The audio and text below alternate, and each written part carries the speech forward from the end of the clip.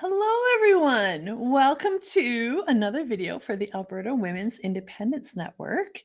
You'll notice I am here alone today. My name is Angela Tabak. And we are, what is it, September 24th. Okay, so we have just entered the municipal elections campaign period across the province. And it's interesting because some counties, some municipalities, there's a lot going on. There's a lot of people interested in becoming part of their municipal council. And in some counties, we're not seeing much at all. In my county, it's actually really sad and pathetic. And maybe I'll talk about that later. But today I have a very special guest. I'm so excited to introduce them. They are running as a county councillor in Ward 2 for Strathcona County. And so I'm going to bring this person on right now and introduce you to this candidate. It's me. Oh, look, it's Kathy. Yeah. Oh boy, we're cheesy. Oh man. Yeah, or a little bit crazy on top of that, but that's okay. We There's have fun that while we're doing it. too. Well, I am so excited for you and so proud of you, Kathy. Like, talk about putting your money where your mouth is. Like, you are willing to step up, put yourself out there. Both of us have run before at a provincial level. We know what that takes. I was just thinking about that this morning. It's brutal. It is brutal. You are opening yourself up for so much public criticism and private criticism, which is even worse. And not only that, it's a lot of work to campaign, to really run a true campaign and to put your whole heart and soul, and your family is in on it as well. I mean, it's a big deal. And so I'm just so proud of you for doing this. That's amazing. Thank you. Thank you. Yeah, it is crazy. And you say, the whole family getting into it last night. My husband and I were putting the sticks in all the signs. And then my son showed up this morning and I said, "Do you want a sign?" Because they're all over the living room right now. And he says, "Well, do you want help putting them up?" And I said, "Yeah, of course I do." And Sweet. yeah, so yeah, it does become a family affair, and friends have been so gracious to say, "Can I drop off some of your postcards for you?" And strangers have emailed me saying, "You know what? I'm so glad. Can I help you?" It has been an exceptional experience already, I have to say. It's been good. Fantastic. Yeah, yeah, yeah. I And love it's kind of cool in our ward because we in Strathcona County is kind of funny. We're what's called a specialized municipality. So we're rural and we're urban. And fun little trivia fact: Sherwood Park, although it's the size of a small city, is actually still considered a hamlet. They never gave up that designation. And so that's how we're able to, and it's all for tax purposes and all the rest. It's politics. That's And crazy. yeah, so we're the specialized municipality of rural and urban, and it has its strengths and it also has its weaknesses.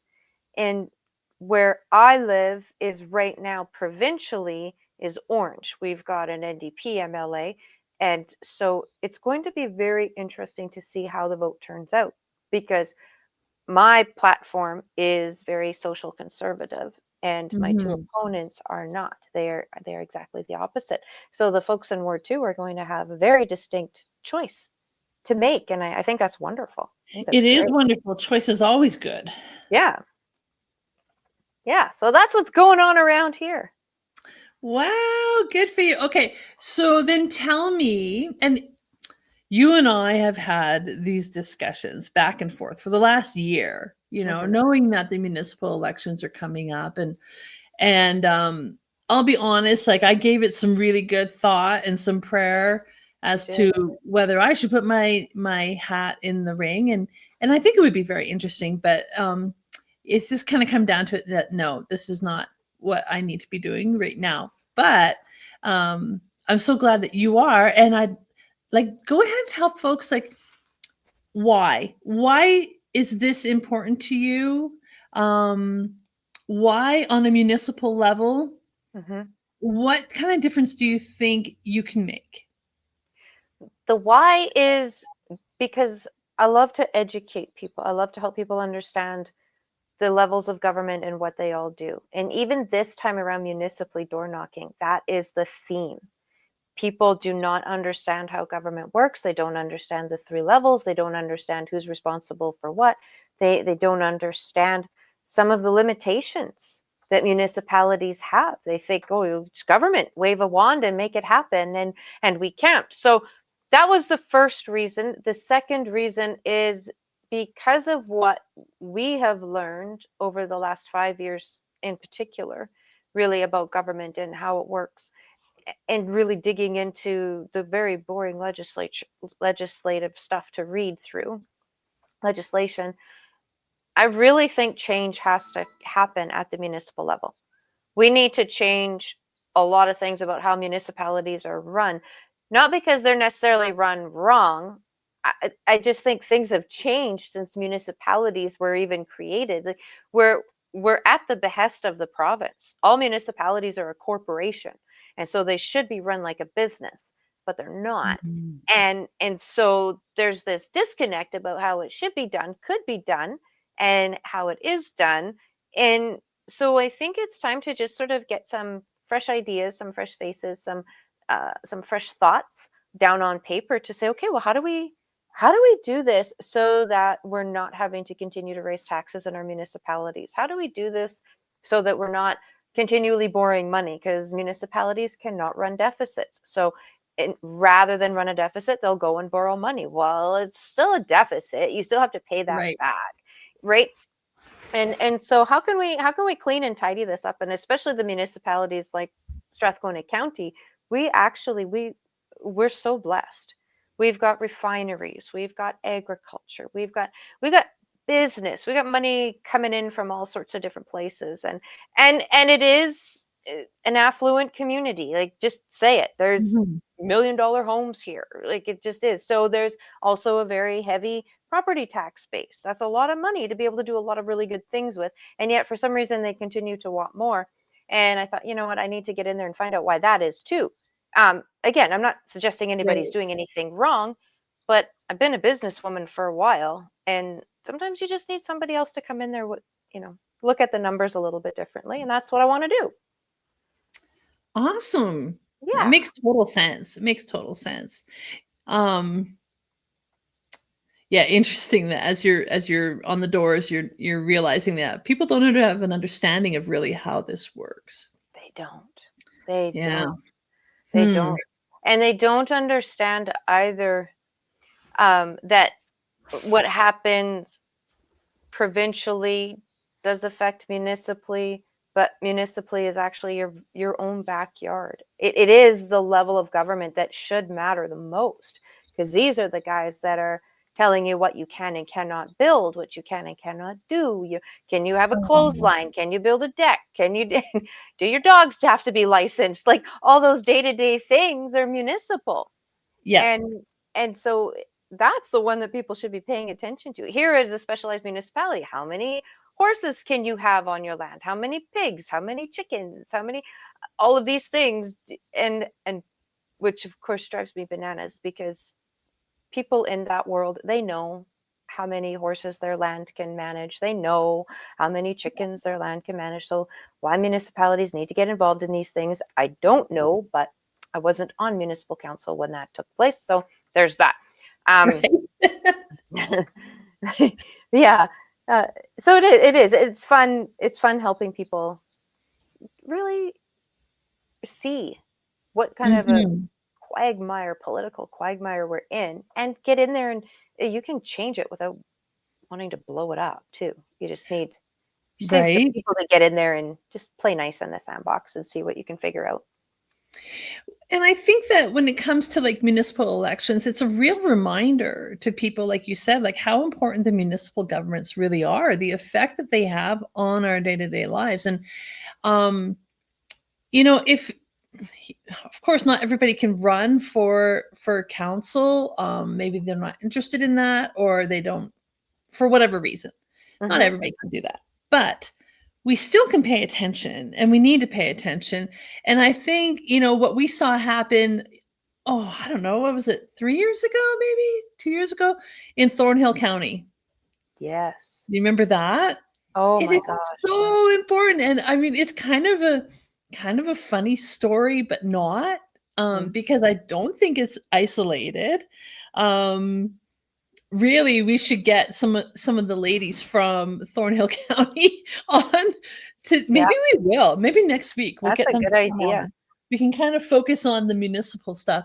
Um, but if you remember, and correct me if I've got some of these facts wrong, because it has been a little while, but basically, the county was required to update their bylaws. Mhm. And so rather than doing it in-house, they contracted it out. And I suspect, from what I understand, that this is kind of common practice, is that when it comes to these large, planning, development, that type of stuff, and as well as, if you're making all new bylaws, that they will contract these things out to the experts.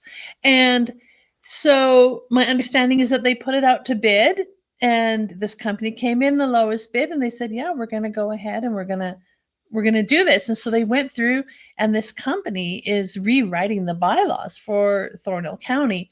And it had gotten quite far into the process when one day a citizen was kind of scrolling through the county website and came across these new bylaws that were going to be voted on. And Kathy, do you remember like the stuff that was in there?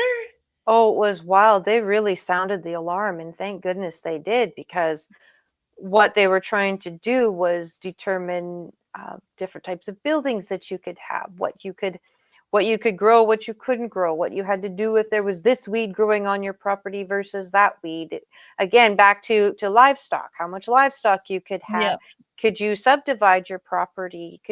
It was what gets really egregious, and there's a few municipalities that almost got away with it, is anybody who works for the county or the municipality could come on your property just Oh yeah. because, Yeah, without yeah. reason. And it was like, no, Yeah. I don't think so.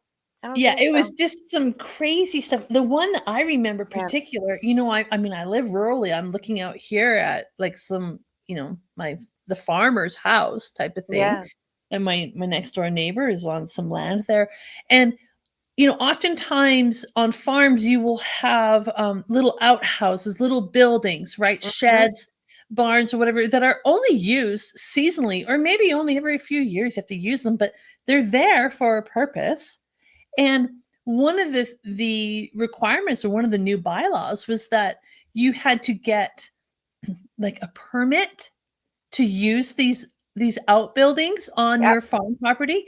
And if it hadn't been used within, I believe it was a 6-month period, and then you want to use it, you had to go through the re-permitting process. Yes, I It forgot was about just that. it was Yeah. unbelievable. And it was clear that whoever was writing these laws, these Mhm. bylaws, Mhm. had no idea about agriculture and living in a rural area. And come to find out, this company was not Canadian, although they had a Canadian address in Edmonton. When somebody tracked down that address, it was an empty apartment in an apartment building down kind of off White Avenue, if I remember correctly, in Edmonton. And this company was from Asia, Southeast Mhm. Asia, and they had done all kinds of municipal planning for like Mumbai and like all these different huge cities and all this stuff. And for whatever reason, they got this contract for Thornhill County. And they were Yep. completely clueless, completely clueless. And for whatever reason, the county councilors and the municipal managers were letting this slide. Yeah. Yeah. So yeah. Which goes back to why, another reason why I wanted to run is we saw that happen in Thorhild. We saw that happen in Lamont County. We saw that happen in Wainwright County. We saw that happen in so many counties across the province, where the people were sounding the alarm.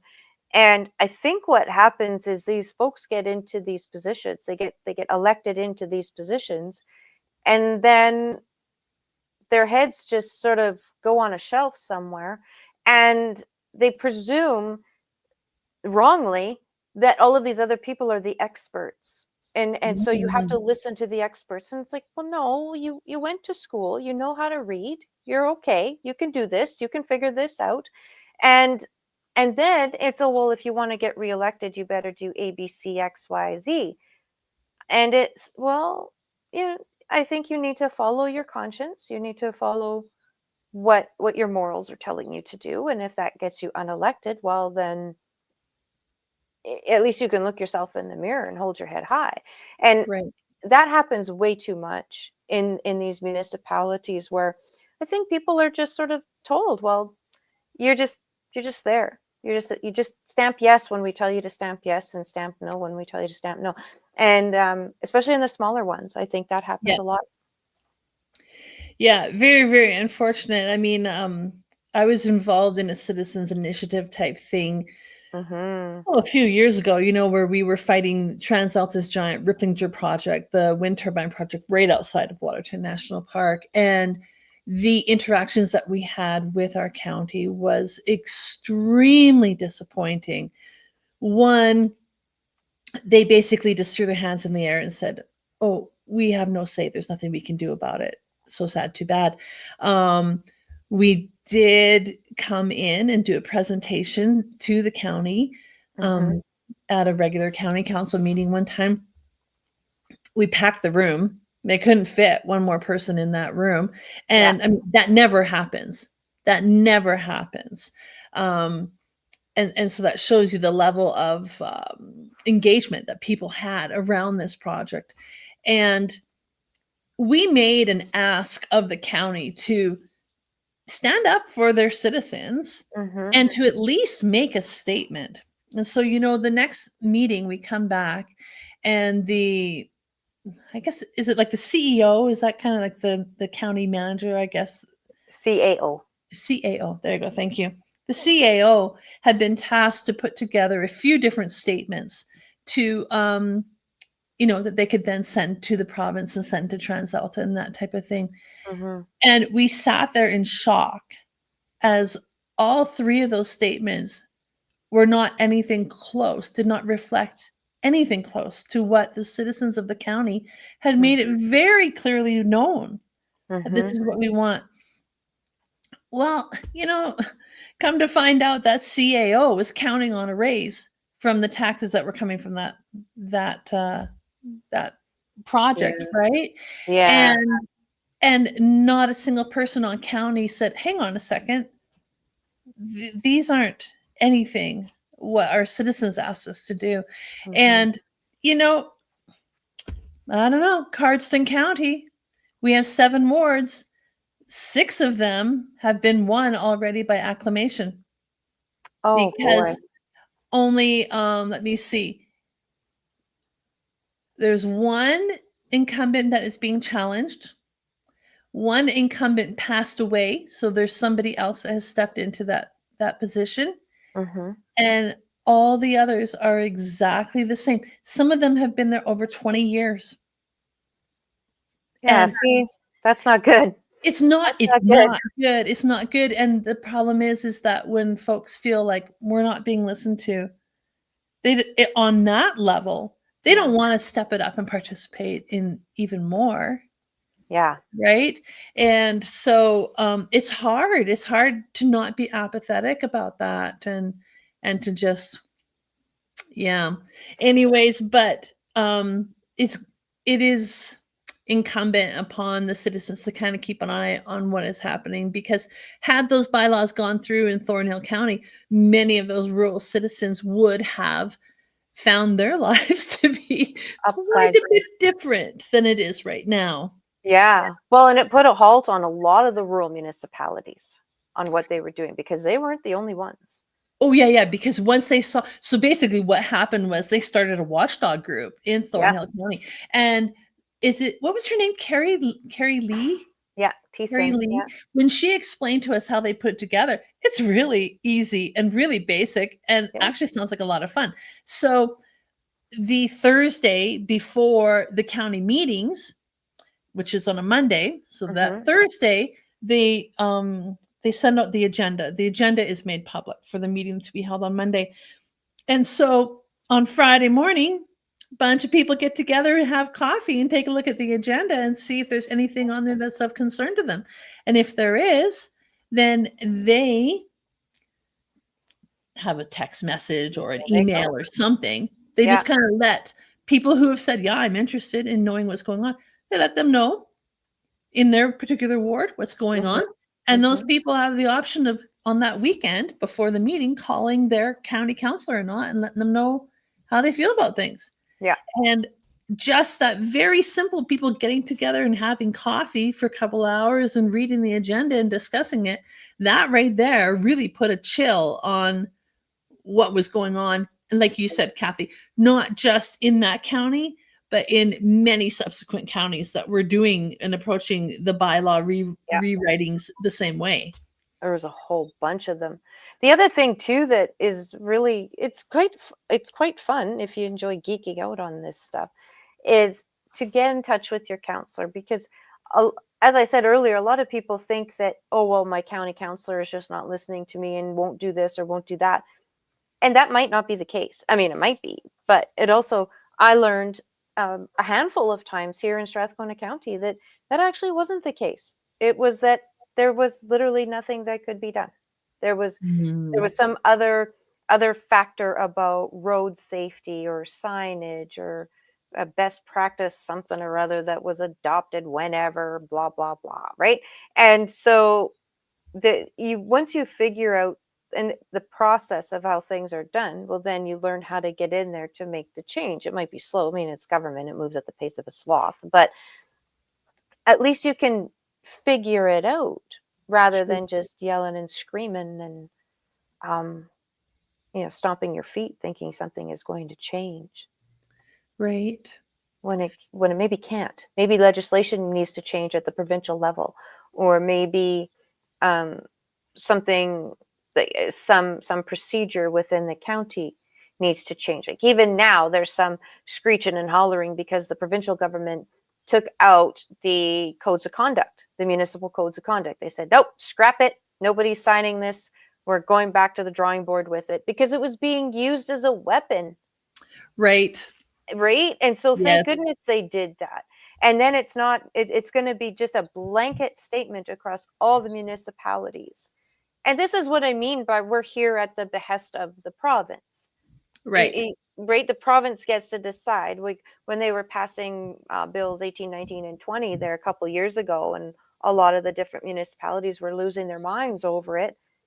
And I'm thinking, well, that's how it is. Like, what do you Yeah. get mad at? This is the Westminster system that a lot of you all want to stay in. Apparently. How's that working? So Oh, you know what though, Kathy? It really comes down. I mean, like, one of the major and most important principles of good governance is that the government that is closest to the people is the most effective yeah, when it comes to enacting what the people want. So, yes, I have heard many times complaints of and saw that in that situation I explained just a few minutes ago. Um, complaints that the municipality's hands are very much tied.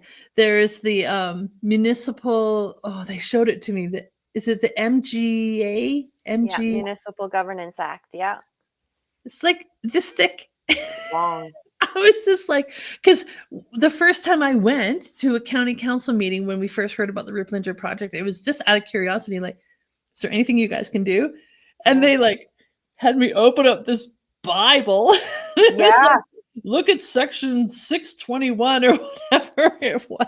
It's like, oh my heck, this is, and they basically said this governs what we can and cannot do.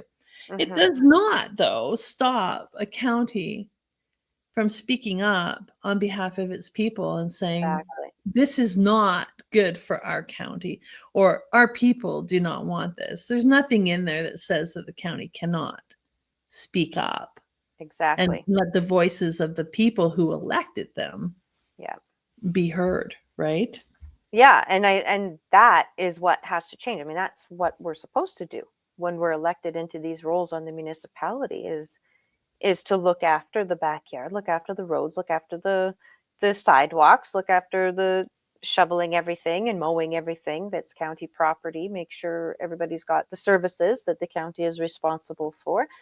Mhm. But we also do have and should have a line to the province. And I Mhm. think a lot of people that sit, I don't know, maybe it's just sort of my bull in a china shop personality, but I think I don't have a problem going up to people and saying, I have a question. Like, I really want to understand this. And, Right. but I see a lot of people on these municipal councils that just won't do that. They're just, It's very and, strange to me. and I don't, yeah, I don't get it. I don't get it. And anytime that I was ever successful in anything that I've done, it's because I asked questions and I wanted to understand the process and I wanted to understand the rules so that I could then follow them, bend them, whichever whichever was going to work best Mm. and get things done. And I'm excited to give that a try in this capacity and see what I can do. Like I think you'll do great. I think you will do great. I'll learn a lot, that's for sure. I'll Yeah. learn a lot. Yeah, no doubt. Well, the people of Strathcona County Ward 2 are very lucky to have you as a candidate. Thank you. That's Thank for you. sure. That's for sure. I don't know if I know a more dedicated, hardworking person than you, Kathy. Like when you are in, you are in. I am. Yeah, I am. And that's kind of how I've always been, no matter what Yeah. it was that I was doing. And I don't know. I do hope that Ward 2 chooses me, because already in the back of my mind, I have sort of this, I don't know, business plan, I guess, Yeah. business mind in me, but it's this business plan of the people I want to talk to and that I want to meet and I want to learn Mhm. from and find out how all of this stuff works and why. And really, I suppose, if I'm going to be bluntly honest, continue to chase down how is it that our government structure is so inept. Like, it's supposed to be, it's the Westminster system Oh, that I all know. Commonwealth nations use, and it's junk. I It's know. just it's just junk. And I want to, I guess, find out at this level what makes it good here. Yeah. I think nothing, but I'm happy to be proven wrong. We'll find out. I I don't guess so. know. Oh my goodness. Yeah, Wow. we'll find out.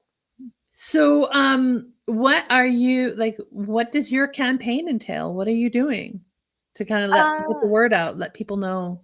yeah, so I've got my cute little postcards, kind of Mhm. similar to the ones that I used when we campaigned provincially. Go ahead, show them. Show my card. Yeah. So that's my little card right there. Very nice. And then the back on it there with QR Excellent. code. And what So does I'm the taking QR code take you to? to kathyflett.ca, super easy Okay. to remember. Um, and then, so it's just been door knocking with those. It's funny. People will just not answer their door. They Right. will look at you from the other part of the house and just not answer the door. I'm like, okay, that's cool. Um, but yeah, so I've been door knocking, chatting that way, I've totally revamped my, um, well, I shouldn't say totally. I reordered and orchestrated and whatever my website to more reflect what I'm doing here. Sure. Um, but I did keep up on there the three levels of government just to help people understand this is what we're voting for. Yeah. So that's there. And um, the local paper, she's so good. Our local editor is such a sweetheart. She called me this morning to have a little interview, so that will go in the paper Nice. next week. And then there's also an all candidates forum that should be quite interesting on October 6th. And it's going to be jam packed because they're doing it for the mayor's position and all of the wards. We've got 8 wards. And So they're how doing many this candidates in total would that be? I'm not even sure. I haven't counted them all. If you've got 3 candidates in your ward and there's 8 wards, Yeah, okay, so assuming it's about the same in each, that's 20. You're looking at about 30 people. possibly. Hmm. Yeah, possibly. Yeah, that would be interesting how they do that. I'm not sure how they're going to run it, but it's exciting. I think that'll Mhm. be fun, and it'll give everybody a chance to kind of get to know who we are too.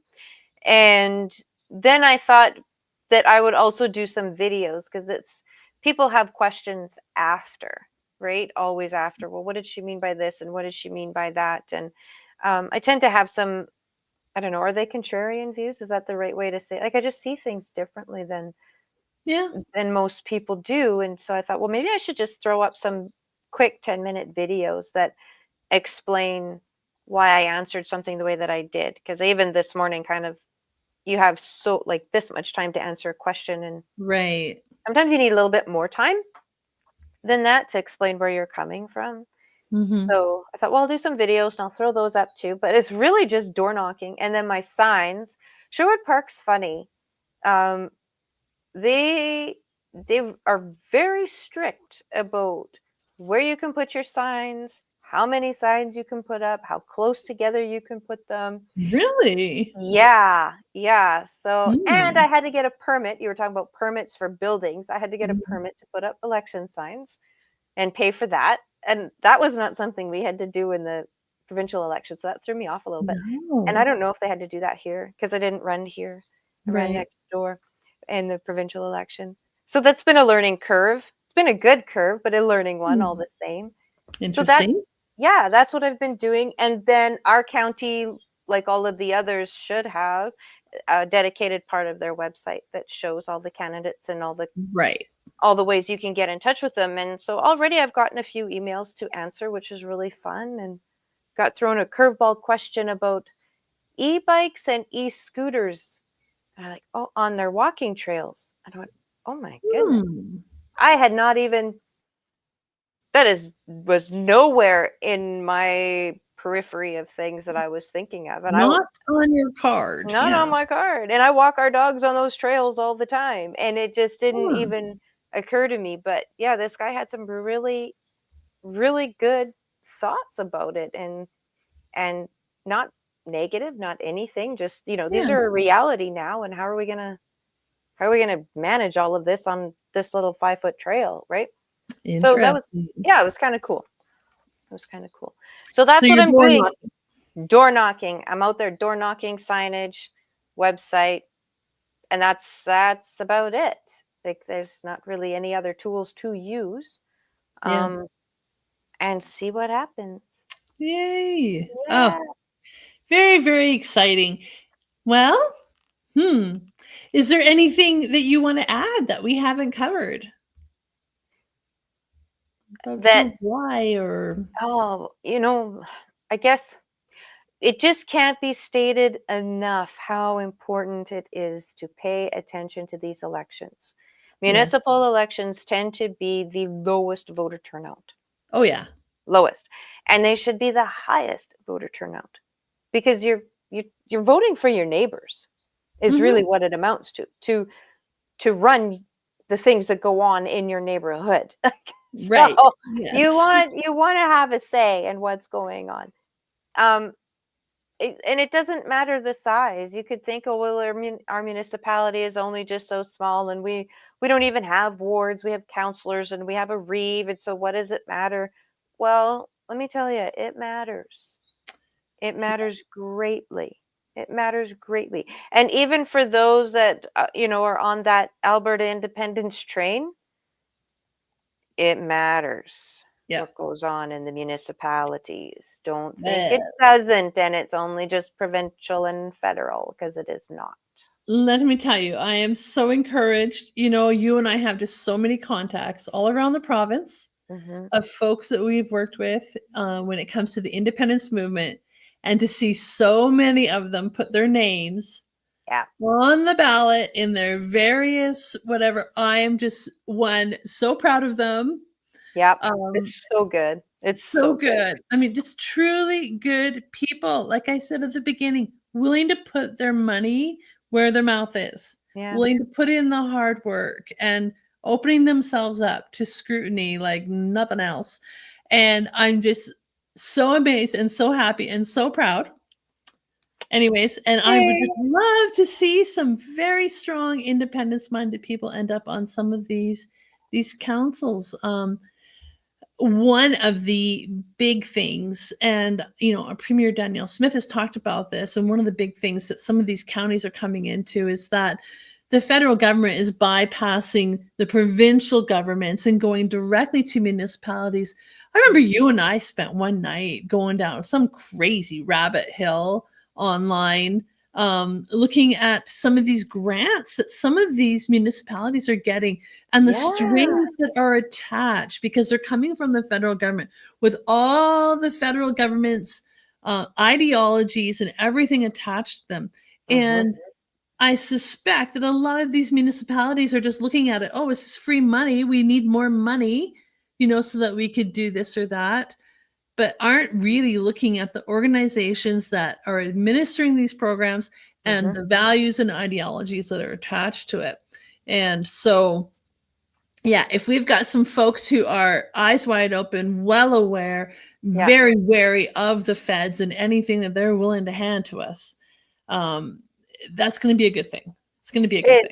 It really is, especially in our province. Yes. Where our values are so misaligned with the federal government that, there's way better ways to get the job done than taking any handouts from those guys. Yes, I 100% agree because they're never free. They always come with strings attached. Every time. Yeah. Every time. Yeah.